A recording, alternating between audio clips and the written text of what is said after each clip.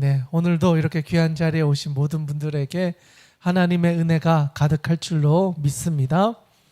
아멘. 네, 오늘 우리 함께 나눌 말씀은요, 창세기 41장에서 45장까지의 말씀입니다. 여러분, 어제 우리 같이 살펴봤던 말씀 기억하십니까? 자, 어제 나누었던 말씀 마지막에 어떤 일이 있었죠? 마지막에 간략하게 정리하자면 우리 야곱의 족보다라고 하면서 야곱의 족보에 제일 먼저 요셉의 17살 때 이야기를 시작으로 해서 그 서사가 쭉 진행이 되면서 형들의 미움을 받아서 팔려가게 되고 애굽으로 가서 애굽에서 종살이를 하게 되고 또 이제 보디발의 집에 갔다가 아내의 유혹을 거절함으로 인해 또 감옥에 가게 되고 거기에서 떡술 맡은 관원들을 만났다가 그 꿈을 해석해 주게 되고 그리고 나서 그들이 복직을 하게 되고 한 명은 죽게 되는 마지막을 보내면서 그가 잊혀졌다. 감옥 안에서 자기를 기억해 달라고 막 요청을 했지만 40장 14절에 한번 가보시면 당신이 잘 되시거든 나를 생각하고 내게 은혜를 베풀어서 내 사정을 바로이게 하려 이 집에서 나를 건져 주소서. 이렇게 사람을 의지하며 자기를 구원해 줄 것을 요청했던 마지막 장면. 그런데 복직하고 어떻게 됐죠? 23절 한번 볼까요? 23절에 뭐라 그랬죠? 술 맡은 관원장이 요셉을 기억하지 못하고 그를 잊었더라. 그러니까 사람을 믿었는데 결국 그 사람이 나를 책임져 줄 수는 없었다. 나의 간절한 바람과 진심 어린 요청이 있었음에도 불구하고 자기가 잘 되었을 때 오히려 잊어버리게 되었더라라고 하면서 시간이 지나게 됩니다. 그리고 나서 오늘 41장이 시작되는데요. 41장 1절 2절 한번 읽어볼까요? 1절 2절 41장 1절 2절 같이 한번 읽겠습니다. 시작.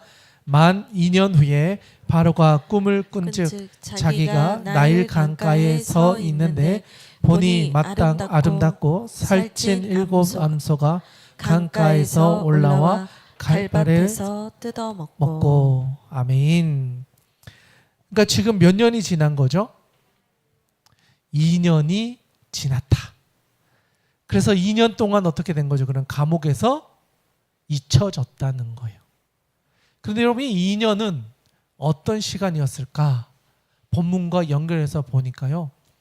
이 야곱이 요셉이 하나님 앞에서 준비되어지는 시간을 채웠다. 이런 의미가 담겨져 있어요. 그동안 형들에 의해서 팔려왔고 그 억울함과 그 아픔과 상처들을 그 땅에서 종으로 또는 감옥에서 약 13년의 시간을 보내서 이제 30살이 되었을 때 비로소 하나님이 그를 준비시켜줬던 모든 것들이 딱 되니까 하나님이 그를 이제 기억나게 하셨다라는 거예요. 그러니까 우리의 인생에 보면요, 우리가 열심히 살았기 때문에 우리의 길이 열리는 게 아니라 하나님이 우리를 훈련시키는 때를 잘 견뎌내야 된다는 거예요. 내가 원하는 때, 내가 원하는 방법으로 우리의 삶의 문제가 해결되는 게 아니라 하나님의 때에 하나님의 방법으로 우리를 훈련시키시고 그걸 견뎌내면 우리에게 새로운 길을 열어주신다. 오늘 본문에 나오는 만 2년이 지나서 하나님은 바로에게 꿈을 꾸게 하십니다. 그래서 그 꿈의 내용을 보니까요, 7 암소에 대한 이야기, 또 7 이삭에 대한 꿈 해서 총 2번의 꿈을 꾸게 됩니다. 그래서 파리하고 이제 좀 어떻게 보면 약하게 보이는 7 암소와 아름답게 보이는 7 암소가 순서대로 보여지는 거예요. 먼저는 건강한 7 암소, 그 뒤에 파리한 7 암소가 등장해요. 그리고 또 그 뒤에 이삭이 풍성한 이삭 7개가 있다가 그 뒤에 이제는 좀 이제 시들시들하는 7개의 이삭이 보여지는 꿈을 연달아 2번 꾸게 됩니다. 그리고 나서 모든 사람들 중에 이 꿈을 해석할 수 있는 사람을 찾는데 찾을 수 있었을까요? 없었어요. 그리고 하나님께서 기억나게 하세요.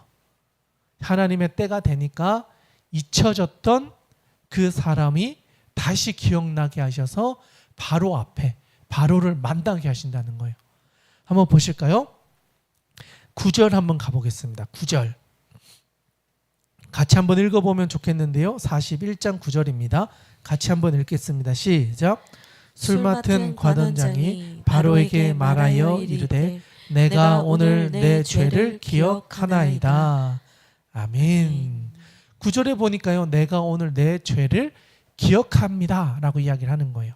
그러니까 이게 뭐냐면 제가 감옥에 있었던 그 처절한 그 아픔의 때, 그때를 제가 다시 한번 상기합니다. 그때 있었던 일을 제가 바로에게 이야기합니다 라고 하면서 자기가 경험했던 이야기를 합니다. 그러면서 12절도 같이 한번 읽어보면 좋을 것 같은데요. 12, 13절 같이 한번 읽겠습니다. 시작.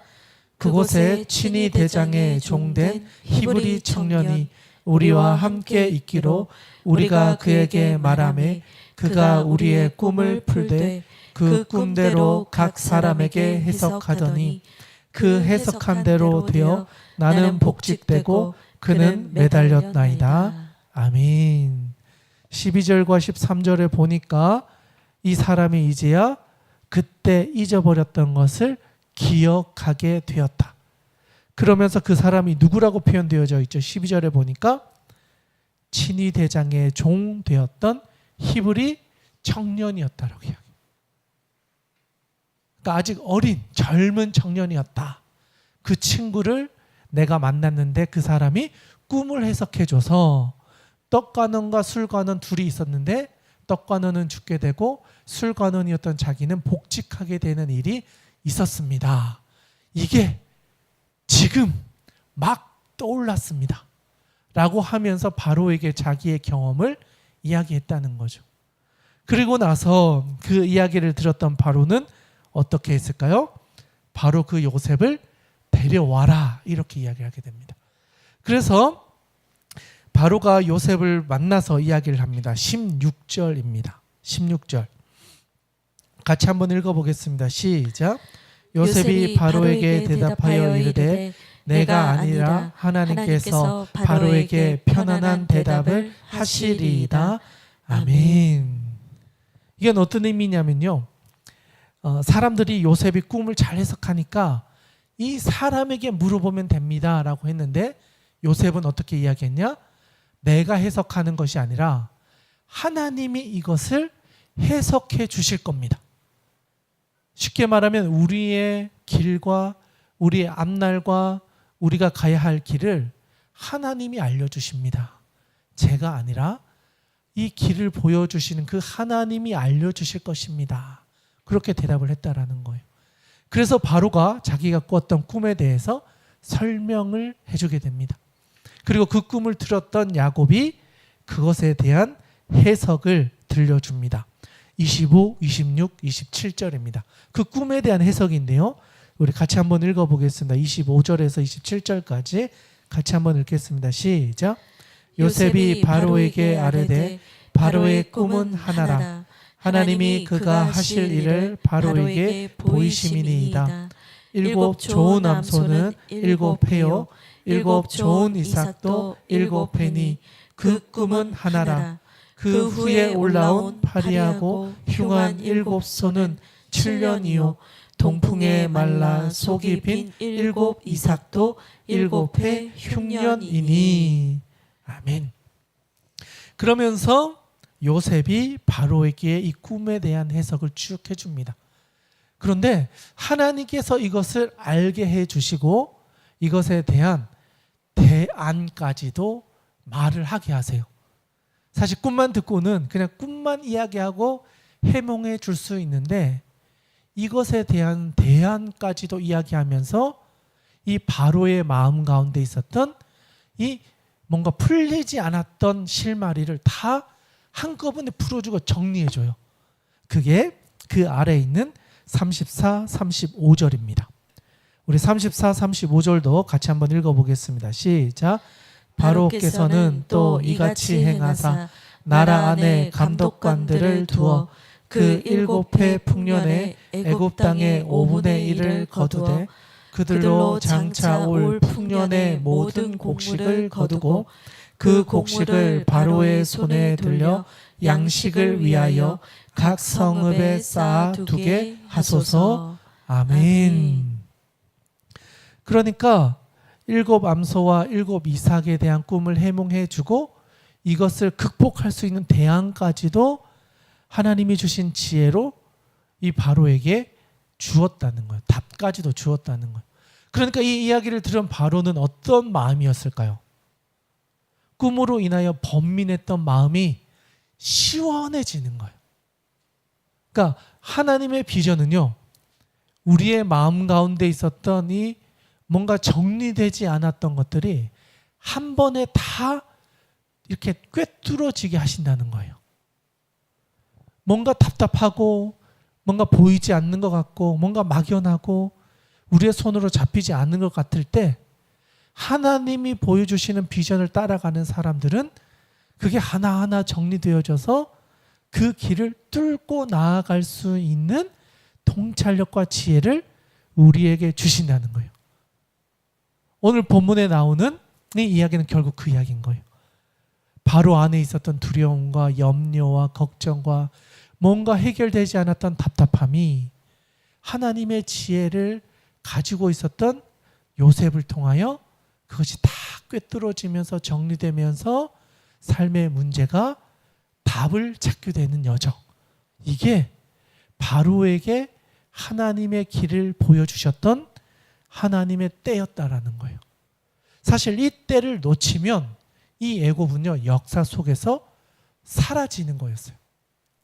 바로가 이 이야기를 듣느냐 듣지 않느냐에 따라서 애굽이라고 하는 나라의 다음 스텝이 이어지느냐 마느냐로 연결되어진다는 거예요. 그런데 바로는 이 이야기를 듣고 어떻게 여겼냐? 야곱이 보여주었던 이 꿈 해석과 이 대안을 받아들이는 거예요. 어떻게 보면 요셉의 이야기를 흘려 들을 수도 있잖아요. 그냥 뭐 히브리 청년이 하는 이야기겠지 하고 넘겨 들을 수 있는데 그 이야기가 사람에게서 나온 것이 아니라 하나님이 그 사람을 통해 나에게 주신 말씀이다라고 받아들였다는 거예요. 그래서 그 말씀을 받아들여서 그 길대로 가기로 작정했다. 한 나라의 왕이에요. 그런데 이 청년의 이야기를 받아들인다는 게 쉬운 일은 아니었을 거예요. 종이었고 아무리 꿈을 해몽해 줬다 할지라도 그가 주는 대안을 따라 갈 수 없었을 거란 말이죠. 그런데 그 길을 갈 수 있었던 건 하나님이 바로의 마음을 만지시고 보여주신 그 길을 가게 하셨기 때문에 그의 마음이 틀어질 수 있었다는 거예요. 그래서 하나님의 계획은요, 사람의 힘으로 바꿀 수 있는 게 아니라 하나님이 그 사람의 마음을 바꾸셔서 그 길이 열려지게 한다는 거예요. 단순히 꿈만 꾸었던 게 아니라 꿈이 실현될 수 있도록 그와 관련된 사람들의 마음을 하나님이 바꾸어 가시고 하나 되게 하셔서 7년, 흉년이 올 것을 준비하게 하셨다는 거예요. 그래서 하나님의 은혜가 이 요셉을 통하여 애굽이라는 이 땅에도 흘러가게 되는 거예요. 나라가 없어질 뻔했는데 아브람과 이삭과 야곱과 요셉에게 이어지는 이 축복의 통로가 그로 인하여 이 애굽이 멸망할 이 고난을 넘어가게 됐다는 거예요. 그가 거기 있었기 때문에 하나님의 은혜가 임하게 됐다는 거예요. 거기에 없었다면 이 애굽은 역사 속에서 사라질 수 있었던 사건이었다는 거예요. 그렇기 때문에 이 이야기를 들었던 바로는요, 어떻게 고백하느냐? 38절입니다. 우리 같이 한번 읽어보면 좋겠는데요. 38절 같이 한번 읽겠습니다. 시작. 바로가 그의 신하들에게 이르되 이와 같이 하나님의 영에 감동된 사람을 우리가 어찌 찾을 수 있으리요 하고. 아멘. 38절에서 바로가 인정하는 거예요. 이건 사람의 지혜가 아니라는 거예요. 앞으로 올 7년과 그 뒤에 올 흉년 7년을 준비하게 하는 것은 인간의 지혜로는 이해할 수 없는 하나님이 주셔야만 알 수 있는 거다. 그리고 그것을 바라볼 수 있는 사람, 하나님의 영이 임한 요셉. 이 사람은 우리가 취할 수 있는 사람이 아니다. 하나님이 보내주셨기 때문에 우리가 그를 만나게 된 거다 라고 하면서 그 사람을 그들의 공동체를 이끌어가는 리더십의 자리에 세우기로 결정했다는 거예요. 여러분, 그 당시 애굽은요 최강국이었어요. 그런데 종이었던 사람을 총리로 세운다는 건요 수많은 과정을 건너뛰는 거였어요. 그렇게 보면 인간적인 방법으로는 불가능한 일이 일어난 거예요. 그 당시에 수많은 권력자들이 있었을 거잖아요. 애굽 안에서도 지혜자들도 있었고 장군들도 있었고 수많은 사람들이 있었을 텐데 그 사람들을 세운 게 아니라 하나님의 영이 임한 그 사람을, 하나님을 믿지도 않는 바로가 총리로 세운다는 거예요. 이거는 하나님이 그와 함께 하시지 않으면 일어날 수 없는 불가능한 일이 일어났다는 것을 우리에게 말해주는 거예요. 그래서 바로가 그를 높이 세우기로 결정합니다. 그래서 쭉 보시면요 41절 한번 가보겠습니다. 41절 우리 같이 한번 읽어볼까요? 41절입니다. 시작. 바로가 또 요셉에게 이르되 내가 너를 애굽 온 땅의 총리가 되게 하노라 하고. 아멘. 쉽게 말하면 권력의 2인자의 자리에 세워서 이 고난의 시간을 극복할 수 있도록 모든 권한을 위임했다. 바로가 해결할 수 없었던 일을 요셉을 통하여 해결하기로 했다. 그리고 그에게 그만큼의 권한을 위임해 줬다. 그리고 또 한 가지 그의 이름을 바꿔요. 이름을 어떻게 바꿨냐? 45절인데요. 한번 가볼까요? 45절. 우리 같이 한번 읽어보겠습니다. 시작. 그가 요셉의 이름을 사브낫 바네아라 하고 또 온의 제사장 보디베라의 딸 아스낫을 그에게 주어 아내로 삼게 하니라. 요셉이 나가 애굽 온 땅을 순찰하니라. 아멘. 요셉의 이름을 뭐라고 했다고요? 사브낫 바네아. 이게 그 당시에 있었던 애굽의 그 단어로 풀이를 하면 이게 신이 말씀하시고 그는 살아계신다 이런 의미를 가지고 있는데, 이게 히브리식으로 이걸 해석을 하면요 숨겨진 것을 드러내는 사람, 사람들이 알 수 없는 것을 보는 사람, 이런 뜻을 가지고 있대요. 사브낫 바네아라는 사람, 이 뜻이. 그러니까 요셉이 우리가 알 수 없는 것을 바라볼 수 있는 사람, 이런 의미를 가진 이름을 주었다라는 거예요. 그러니까 이걸 제가 그냥 현대 지금 우리에게 맞게 좀 고치면요, 하나님의 비전을 보는 사람, 이 땅에 살아가는데 하나님이 앞으로 어떻게 우리의 길을 인도해 가실까를 볼 수 있는 사람, 그런 이름을 그에게 주었다는 거예요. 당장에는요 애굽이 흉년이 아니었기 때문에 전혀 준비하지 않을 수 있는 상황이었단 말이에요. 앞으로 7년의 풍년이 있을 거기 때문에 전혀 걱정하지 않을 수 있었단 말이죠. 그런데 그 꿈을 통해서 주셨던 두려움과 염려를 요셉을 통하여 해석하게 하시고 대안을 주시고 준비하게 하시고, 그리고 그 사람과 함께 하신 하나님을 인정하고 이제는 그 사람을 비전을 가지고 앞을 내다보는 사람, 우리가 보지 못하는 것을 보는 사람이란 이름을 새로 붙여줘서 가장 강력한 권한을 위임했다. 쉽게 말하면요, 비전의 사람에게 하나님이 권한을 주신다는 거예요. 하나님이 어떻게 이루어 가실지를 바라보는 사람에게 그것을 이룰 수 있는 힘과 권력과 필요한 모든 것을 주신다는 거예요. 하나님의 때가 됐을 때. 하나님의 때가 되기 전까지는요, 감옥 안에서 그 시간을 버텨야 됐다는 거예요. 감옥에서 거의 13년의 시간을 보낸 거예요. 종과 감옥 안에서.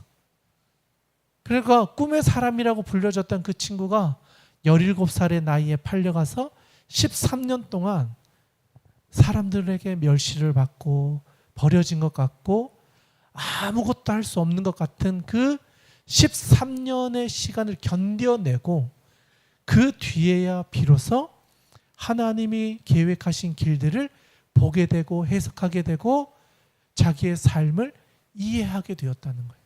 그러면서 보게 된 게 나의 인생만 보게 되는 게 아니라 하나님이 역사를 어떻게 이끌어 가시는지를 바라보는 눈이 열려졌다는 거예요. 바라기는 오늘 이 자리에 있는 여러분들의 눈이 내 앞에 있는 것에 집중해서 하나님이 계획하신 것을 보지 못하는 그런 근시안적인 시야가 아니라 하나님이 계획하여 놓으신 먼 것, 앞으로 일어날 일을 볼 수 있는 그런 비전을 가진 사람으로 세워질 수 있기를 주님의 이름으로 축복합니다. 아멘. 요셉은요, 그러한 눈을 가지게 되었고 때가 되어 하나님이 그를 세우셔서 총리로서 그 사명을 감당하게 하셨다. 그리고 거기에서 아내를 만나서 또 하나의 가정을 이루게 하셨다. 그 아내가 어떤 사람이었냐 보니까 온의 제사장 보디베라의 딸 아스낫이었다. 온이라고 하는 이 땅은요, 헬리오폴리스라는 땅이었는데 거기는 태양의 신 라라고 하는 태양의 신을 섬기는 우상의 어떤 중심지 같은 곳이었어요. 그런데 거기에 제사장의 딸이었다는 건 그 당시에 제사장들 중에 신을 섬기는 사람들 중에 가장 강력한 힘을 가졌던 사람의 딸을 아내로 얻게 되었다. 쉽게 말하면 종교적인 지도자의 위치에 있는 그 사람의 딸을 아내로 주어서 가족을 이루게 해주었다라고 설명이 되어 있는 거죠. 이게 왜 중요하냐? 뒤에 나오는 두 아들 때문에 중요해요. 사실 우리 요셉은 기억하지만 요셉의 아내가 누굽니까? 라고 하면 사실 기억이 안 나잖아요. 누군지 잘 모르잖아요. 그런데 이 아내는 애굽 사람이었다. 그런데 종교적인 지도자의 딸로서 그 당시에 강력한 힘을 가진 사람의 삶을 살아왔던 여인이었다. 그런데 하나님 그를 만나게 하셔서 두 아들을 낳게 해요. 그런데 이 두 아들의 이름이 하나님이 그를 통해 앞으로 어떻게 일해 가실까를 보여주는 그 아들을 낳게 돼요. 두 아들. 그 사람의 이름이 하나님께서 이제 30년의 시간이 지나 새로운 일을 시작할 것을 알게 해 주시는 아들을 얻게 해 주신다는 거예요. 그래서 보니까 46절에 요셉이 애굽 왕 바로 앞에 설 때 나이가 30세였다. 그러니까 이제 17세에 와서 13년이 지나서 30살이 되었다라는 것을 말해줍니다. 그리고 나서 50절로 한번 가볼까요? 50절. 50절에서 52절까지 쭉 보면요. 50절에 보면 흉년이 들기 전에라고 하는 건 앞에 이제 풍년의 시간을 보내고 있을 때를 의미하는 거예요. 아직 흉년이 오기 전에 어떤 일이 있었느냐? 두 아들을 낳았다. 51절에 보니까 요셉이 그의 장남의 이름을 므낫세라고 하였는데 하나님이 내게 내 모든 고난과 내 아버지의 온 집 일을 잊어버리게 하셨다 함이요. 자, 첫째 이름이 뭐라고요? 므낫세. 그런데 그 므낫세 이름의 뜻이 하나님이 내게 내 모든 고난과 내 아버지의 온 집 일을 잊어버리게 하셨다. 30살이 되었을 때 요셉 안에 있었던 모든 원망과 분노와 형들에 대했던 그 모든 것들을 이제는 잊어버리게 했다. 이제는 넘어섰다는 거예요. 과거의 상처에 매여 있는 인생이 아니다. 이제 너에게 있었던 상처로부터 하나님이 너를 자유롭게 해주신다. 더 이상 과거로 인하여 매여 있지 마라. 다 잊어버려라. 그래서 첫째 아들의 이름을 므낫세라는 이름으로 주셨다. 둘째 이름은 뭐냐? 52절에 보니까 둘째 이름은 에브라임이라 하였으니 이는 하나님이 나를 내 수고한 땅에서 번성하게 하셨다. 번성하게 하셨다. 이런 뜻이거든요. 그러니까 므낫세는 과거의 일을 잊어버리게 하셨고 에브라임은 이제 여기서부터 하나님이 새로운 일을 시작해서 번성하게 하는 은혜를 누리게 하시겠다. 그러니까 두 아들이요.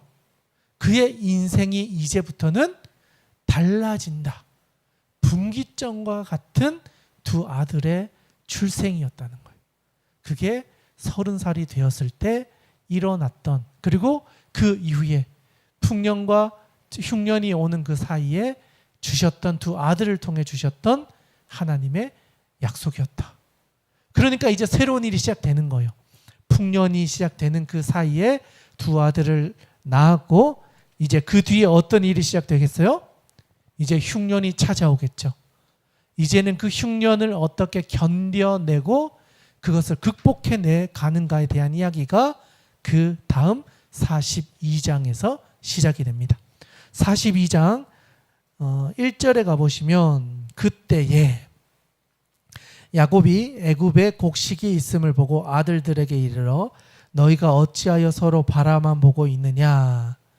다시 내려가서 이제 음식을 구하러 가라. 이제 이런 이야기를 아버지가 자녀들에게 했다는 거죠. 그런데 4절 한번 가볼까요? 4절. 우리 같이 한번 읽어보겠습니다. 4절입니다. 시작. 야곱이 요셉의 아우 베냐민은 그의 형들과 함께 보내지 아니하였으니 이는 그의 생각에 재난이 그에게 미칠까 두려워함이었더라. 아멘. 보니까요, 42장의 내용을 보니까 가나안 땅에도 기근이 찾아왔다. 그러니까 풍년의 7년이 이제 끝났다는 거예요. 그리고 기근이 찾아오는데 이 기근이 애굽에만 찾아오는 것이 아니라 가나안에도 기근이 찾아왔다. 그래서 아버지 그리고 그 형제들이 살고 있던 땅에서도 음식을 구할 수가 없게 되어 음식을 구하러 자녀들에게 애굽으로 가라 이야기를 하는 거예요. 그런데 누구를 못 데려가게 하죠? 베냐민. 마지막 막내였던 그는 절대 데려갈 수 없다. 이렇게 해서 아버지가 10명의 형이죠. 요셉의 형들 10명만 내려가서 애굽에서 양식을 구해서 돌아와라 라고 하는 이야기를 하게 됩니다. 그래서 실제로 이제 그 길을 떠나게 됩니다. 우리 21절 한번 가볼까요? 21절. 이제 그 먼 길을 내려가요. 그래서 요셉을 만나게 됩니다. 그런데 요셉은 그들에게 너희는 정탐꾼이 아니냐, 애굽을 정탐하러 온 사람이 아니냐라고 하면서 오히려 그들이 내려온 순수한 의도를 왜곡해요. 일부러. 그리고 나서 그 뒤에서 요셉이 듣는 이야기가 있었어요. 21절 이야기가 형들의 이야기를 듣는 거예요. 21절 같이 한번 우리 읽어보겠습니다. 시작. 그들이 서로 말하되 우리가 아우의 일로 말미암아 범죄하였도다. 그가 우리에게 애걸할 때에 그 마음의 괴로움을 보고도 듣지 아니하였으므로 이 괴로움이 우리에게 임하도다. 아멘. 형들이 자신들이 했던 죄를 스스로 고백하고 있는 거예요. 요셉이 앞에 있는 사람이라는 건 상상도 못하고 자기들의 죄를 형들이 이야기를 하고 있었다. 그리고 그것을 요셉이 듣게 되었다라는 거예요. 그리고 나서 24절 한번 가볼까요? 24절. 우리 24절도 같이 한번 읽어보겠습니다. 시작. 요셉이 그들을 떠나가서 울고 다시 돌아와서 그들과 말하다가 그들 중에서 시몬을 끌어내어 그들의 눈앞에서 결박하고. 요셉이 형들이 자기를 팔았던 것을 회개하고 자기들의 죄를 고백하면서 그때 우리 동생이 그렇게 억울하게 갔던 그 일을 우리가 이제 당하는구나. 죄의 대가를 우리가 지금 지불하게 되었구나 라고 하는 것을 듣고요. 요셉이 울었다는 거예요. 그러니까 이게 그 마음 가운데 분노나 형들에 대한 원망이 남아 있었다면 보복했을 거예요. 그런데 므낫세, 이제 하나님이 다 잊어버리게 하셨다. 과거의 아픔과 상처와 이제 형들을 원망하지 않고 있으니까 이제 그 형들이 불쌍해지는 거예요. 저 두려움으로부터 자유하지 못하는 그 형들의 모습을 보면서 가슴이 아픈 거예요. 나도 힘들었지만 내 형들도 이것 때문에 그 죄책감 때문에 지금까지 자기의 죄로 인하여 이렇게 살아가고 있었겠구나.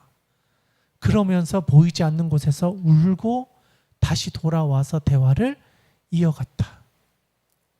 그러면서 다시 가나안으로 돌아가게 해요.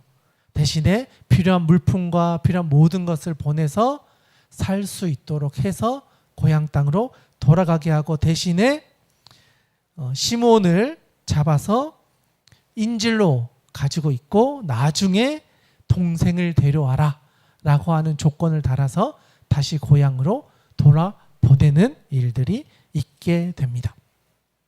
그리고 돌아갑니다. 돌아가서 이제 아버지에게 그 모든 이야기를 다 나누고 아버지가 그럼에도 불구하고 자기 안에 있었던 아픔에 대한 이야기를 다시 한번 합니다. 우리 36절인데요. 우리 같이 한번 읽어보면 좋겠습니다. 36절 같이 한번 읽겠습니다. 시작. 그들의 아버지 야곱이 그들에게 이르되 너희가 나에게 내 자식들을 잃게 하도다. 요셉도 없어졌고 시몬도 없어졌거늘 베냐민을 또 빼앗아 가고자 하니 이는 다 나를 해롭게 함이로다. 아멘. 아버지는 자기의 아들 요셉도 잊어버렸고 시몬도 없어졌고 이제는 막내 베냐민까지 빼앗기는 것을 두려워하며 아파하며 이 이야기를 자녀들에게 들려주게 되었다. 그 상실감이 이 노년의 아버지의 마음 가운데서 여전히 상처로 남아 있었고 가족들 모두가 이게 상처였던 거예요. 그 한 번의 실수가 가족 전체의 아픔이었고 그 들춰낼 수 없었던 슬픔이었던 거예요. 그게 지금까지 이어져 오고 있었고 이것을 아버지가 다시 한번 끄집어내고 있는 것을 보게 됩니다. 그리고 이 이야기를 들었을 때 첫째였던 르우벤이 어떤 이야기를 하느냐. 37절에 보니까 르우벤이 그의 아버지에게 말하여 이르되 내가 그를 아버지께로 데리고 오지 아니하거든 내 두 아들을 죽이소서. 그를 내 손에 맡기소서. 내가 그를 아버지께로 데리고 돌아오리이다. 아버지의 그 마음을 공감하니까 내 아버지의 그 아픔을 저도 알고 있습니다. 제가 반드시 빼앗겼던 이 아들까지 제가 분명히 되찾아서 돌아오겠습니다. 언젠가는 제가 그것을 아버지 품으로 데려오도록 하겠습니다 라고 하는 이야기를 또 아버지를 위로하면서 전해 주었다. 그러나 여전히 38절에 보면 아버지에게는 위로가 되지 않았던 것을 보게 됩니다. 그러니까 아들을 향했던 그 마음이 요셉을 향했던 그 마음과 그 상처가 아버지에게는 너무 충격적이었던 거예요. 너무 사랑했던 아들을 잃어버림으로 인해서 그 충격이 지금까지도 자유롭지 못해요. 아버지는. 아들은 그 문제를 넘어섰는데 아버지는 아직 그 문제를 넘어서지 못하고 그 슬픔에 매달려 있는 거예요. 그래서 이 뒤에 있는 시간들을 통해서 하나님은 이 가정의 아픔을 회복해 가게 하시는 거예요. 개인의 회복에서 멈추는 게 아니고요. 이 상처를 가족이 함께 극복해내도록 각자에게 훈련의 시간과 극복할 수 있는 일들을 허락해 주신다는 거예요. 아버지에게는 아버지에게 맞는 방법으로, 아들에게는 아들에게 맞는 방법으로 하나님 훈련시키셔서 각자의 상처를 넘어서게 하시고 함께 하나님의 축복의 그 통로가 되는 역사를 이어가게 하신다는 거예요. 이게 하나님이 주신 복의 통로가 되는 길이었다는 거예요. 우리가 보기엔 우연처럼 보여졌던 수많은 일들이지만 하나님은 이게 다 필연적으로 일어나게 계획하셨던 하나님의 구속의 여정이었다는 거예요. 우리의 인생 가운데도 하나님은요, 그렇게 일하세요. 내 때가 아니라 하나님의 때에 하나님의 방법으로 각자에게 맞는 방식으로 하나님 일하신다는 거예요. 나에게 역사했던 방법이 옆에 있는 사람들과 똑같이 일어나진 않아요. 분명히 다를 수 있어요. 그만큼 하나님은 각자에게 필요한 방식으로 우리를 회복시키시고 이끌어 가신다. 그 이야기가 계속되어지고 있다라는 겁니다.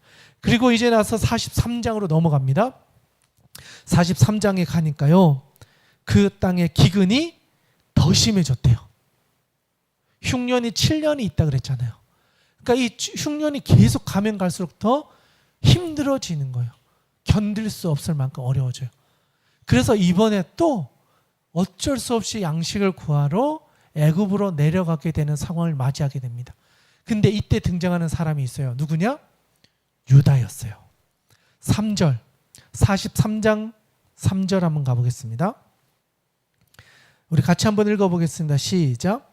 유다가 아버지에게 말하여 이르되 그 사람이 우리에게 엄히 경고하여 이르되 너희 아우가 너희와 함께 오지 아니하면 너희가 내 얼굴을 보지 못하리라 하였으니. 여러분, 유다는 어떤 사람이었죠? 요셉을 팔자고 제일 먼저 이야기했던 사람이잖아요. 근데 이번엔 또 어떤 이야기를 먼저 이야기해요? 막내도 우리가 데려가서 이 문제를 풀어야 되지 않겠습니까? 이런 이야기를 한다는 거예요. 그러니까 아버지 입장에서요, 이 유다는 어떤 아들이었을까요? 이게 아들은 아들인데 너무 힘들게 하는 아들인 거예요. 그런데 유다가 어떤 일을 경험했죠? 자기 아들이 죽는 걸 경험했잖아요. 동생을 팔 때는요, 혈기도 있었고 아버지를 이해하지 못했어요.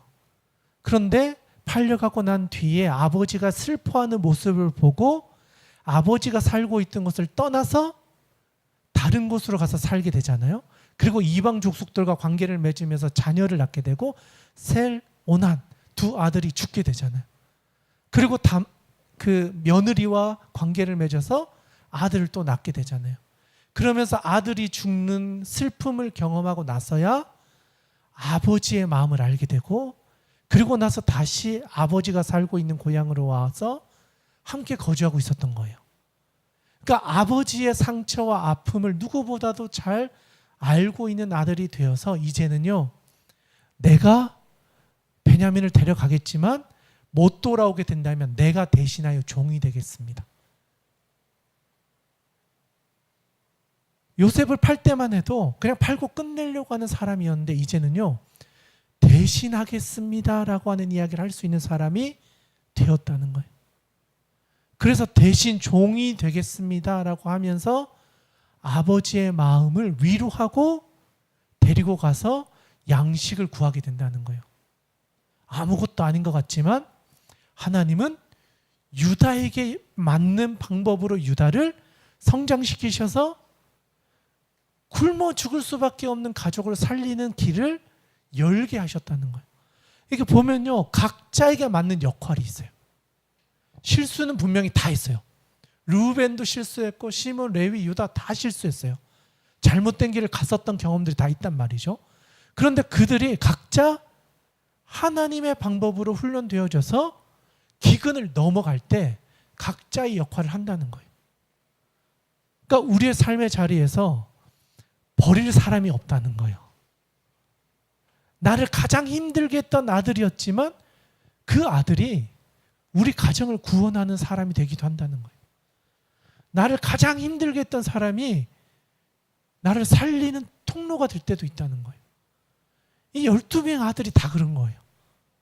아버지를 슬픔에 빠지게 했던 아들이 이제는 구원하는 사람이 되고, 버리려고 했던 그 사람이 이제 내가 종이 되어 그 아들 살려오겠습니다 이야기하고, 아버지의 마음을 위로하기 위해 르우벤이 내 두 아들을 아버지 손에 맡길 테니 아버지 걱정하지 마세요 하고 아버지를 위로하는 사람이 되고, 그러면서 한 사람 한 사람이 다 훈련되어지고 성장해서 하나님의 주시는 위로의 사람, 축복의 통로로서의 한 사람 한 사람으로 그 역할을 감당하게 된다는 거예요.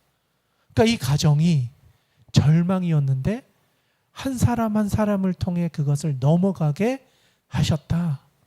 그래서 가족을 데리고 내려가게 되었습니다.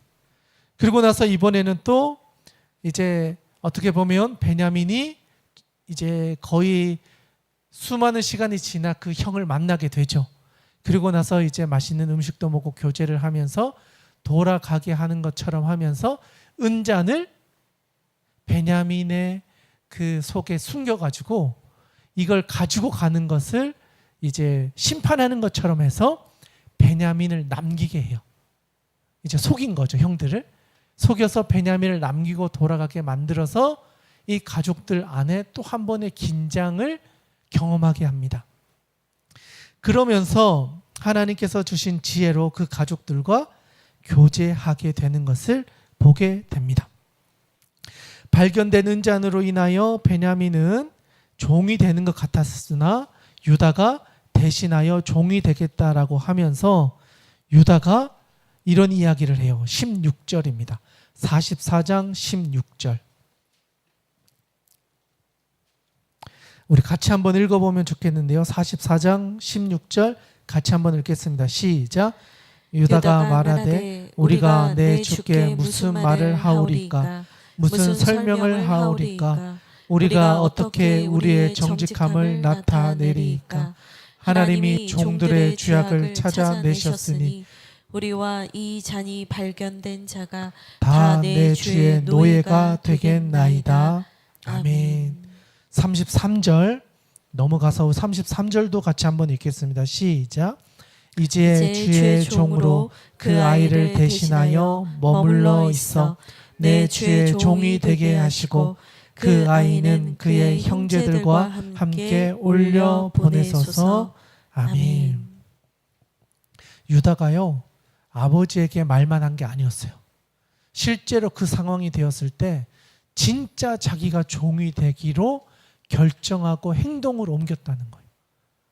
그러니까 이것을 바라보고 있었던 요셉은 그 형의 모습을 보면서 이 마음 가운데 그 슬픔과 그 형들을 향했던 그 마음들이 막 올라오는 거예요. 인간적인 마음들이 올라오기 시작해요. 견딜 수 없는 마음들이 올라와요. 그래서 그 다음 절 한번 넘어가 보시면 45장 1절로 한번 넘어가 보겠습니다. 45장 1절 같이 한번 읽겠습니다. 시작. 요셉이 시종하는 자들 앞에서 그 정을 억제하지 못하여 소리질러 모든 사람을 자기에게 물러가라 하고 그 형제들에게 자기를 알리니 그때에 그와 함께한 다른 사람이 없었더라. 아멘. 요셉이 숨기려고 했지만 변화된 형들의 모습을 보면서 자기를 팔았던 그 형들이 이제는 자기의 죄를 고백하고 이제는 동생을 위해 내가 종이 되겠습니다 하며 엎드리는 모습을 보면서 그 마음을 주체할 수 없어서 대성통곡했다. 울면서 그 형들에게 내가 당신들이 팔았던 동생입니다. 자기를 알리는 거예요. 그러면서 울게 되고 요셉이 그 형들에게 이야기합니다. 3절. 나는 요셉이라 내 아버지께서 아직 살아 계시니까. 이제야말로 진짜 안부를 묻는 거예요. 내 아버지가 살아 계십니까? 그 아버지께서 지금 어떻게 계십니까? 그 안부를 나누었다. 그리고 나서 4절과 5절, 이건 너무 중요해요. 어쩌면 오늘 우리가 나누었던 말씀의 핵심 구절이에요. 암송 구절이라 할 수 있어요. 4절, 5절 우리 같이 한번 읽어보겠습니다. 시작. 요셉이 형들에게 이르되 내게로 가까이 오소서. 그들이 가까이 가니 이르되 나는 당신들의 아우 요셉이니 당신들이 애굽의 판자라. 당신들이 나를 이곳에 팔았다고 해서 근심하지 마소서. 한탄하지 마소서. 하나님이 생명을 구원하시려고 나를 당신들보다 먼저 보내셨나이다. 아멘. 이게 요셉이 바라보고 있었던 하나님의 계획이었어요. 17살에 꾸었던 그 꿈들이 자기의 인생을 통해 어떻게 이루어졌고 그것을 통해 하나님이 우리의 가정을 어떻게 바꾸어 가시는지를 이제는 더 명확하게 보여줬다. 당신들이 그때는 나를 꿈꾸는 자가 온다라고 하면서 놀렸지만 하나님이 나를 보내셔서 여러분들의 생명을, 우리 가정의 생명을 살리려고 하셨던 겁니다. 이게 그 꿈의 결과입니다. 하나님의 길을 우리가 이제야 목도하게 되었습니다. 형님들, 두려워하지 마세요. 여러분들의 과거와 상처와 아픔과 실수로 인해서 두려워하지 마세요. 이건 하나님이 하신 겁니다. 내가 형들을 용서하는 게 아니고 하나님이 생명을 구원하시기 위해 저를 단지 그 고난의 시간을 겪게 하셨을 뿐이고 하나님은 이것을 통해 우리를 살리셨습니다. 하나님의 큰 구원과 하나님이 나를 보내셨던 것이기 때문에 이것이야말로 하나님의 축복의 통로가 되는 여정이지 않았겠습니까? 그러면서 동생이 형들을 품으며 하나님의 세상을, 하나님의 나라를 보여주고 있는 거예요. 그게 하나님의 길을 보는 비전의 사람들이 가지고 있는 통찰이에요. 바라기는 오늘 이 자리에 있는 여러분들의 눈이 앞에 있는 시련과 고난에 갇혀 있는 게 아니라 그것을 넘어서서 하나님이 우리를 어떻게 인도해 가실 것인가에 대한 더 큰 그림을 바라보면서 여러분의 인생의 여정을 인정하고 그것을 수용하고 이 다음의 스텝을 준비할 수 있는 넉넉한 마음을 가지고 살아갈 수 있기를 주님의 이름으로 축복합니다. 그렇게 살아가는 사람들에게는요, 합력하여 선을 이루게 하십니다. 그리고 오늘 본문의 마지막 절이라고 할 수 있는데요, 27, 28절입니다. 우리 같이 한번 읽고 오늘의 말씀 마무리하도록 하겠습니다. 27, 28절 같이 한번 읽겠습니다. 시작. 또 요셉이 자기들에게 부탁한 모든 말로 그에게 말하매 그들의 아버지 야곱은 요셉이 자기를 태우려고 보낸 수레를 보고서야 기운이 소생한지라. 이스라엘이 이르되 조카다다 내 아들 요셉이 지금까지 살아 있으니 내가 죽기 전에 가서 그를 보리라 하니라. 아멘. 죽은 것 같았던 아버지, 이제 소망이 없다 외쳤던 그 아버지, 그런데 이제 새로운 소망이 생겼어요. 내 마지막까지 하나님께서 내 길을 열어주셔서 죽은 것 같았던 내 아들을 이제 보게 하셨다. 그의 마음 가운데 해결하지 못했던 아들의 죽음에, 그 슬픔에 갇혀 있었던 아버지에게 그 슬픔의 문제를 넘어서서 자유하게 해주셔서 그의 마지막을 하나님이 주신 은혜로 죽었던 아들을 경험하는 것으로 그의 생을 마감하게 하셨다는 거예요. 그때 바단 아람에 가서 고향에 돌아올 때도 아버지의 죽음 직전에 고향으로 돌아와서 아버지의 마지막을 지키게 하셨잖아요. 여기서도 죽은 것 같았던 아들을 마지막에 만나서 아들을 통해 말년을 잘 보내며 자기의 마지막을 마무리하게 하신다. 이게 하나님이 주신 사람들에게 주신 복이에요. 사람의 힘으로 할 수 없는 마지막 죽음의 순간에 그의 상처를 넘어서서 자유하게 하신다. 여러분의 마지막 순간을요, 아무리 붙잡으려고 하고 내 힘으로 하려고 해도 되지 않았던 문제가 하나님의 뜻을 따라 가다 보면 다 해결되어져서 풀려지고 내 마음에 있었던 상처가 이제는 하나님 안에서 치유되어져서 진짜 자유를 경험하며 인생을 마무리하게 하시는 하나님의 인도하심. 여러분, 이게 여러분을 향한 하나님의 계획이십니다. 하나님이 여러분에게 주실 복이에요. 여러분이 하나님의 뜻을 따라 걸어간다면 하나님은 여러분의 길을 합력하여 선을 이루어 하나님이 주신 구원을 경험하고 우리의 마지막 그 순간에도 하나님이 주신 복을 누리게 해 주실 것입니다. 그 은혜를 오늘 이 자리에 있는 여러분이 받아 누릴 수 있기를 주님의 이름으로 축원합니다. 아멘. 오늘 주신 말씀 우리 간직하면서 우리 내 손을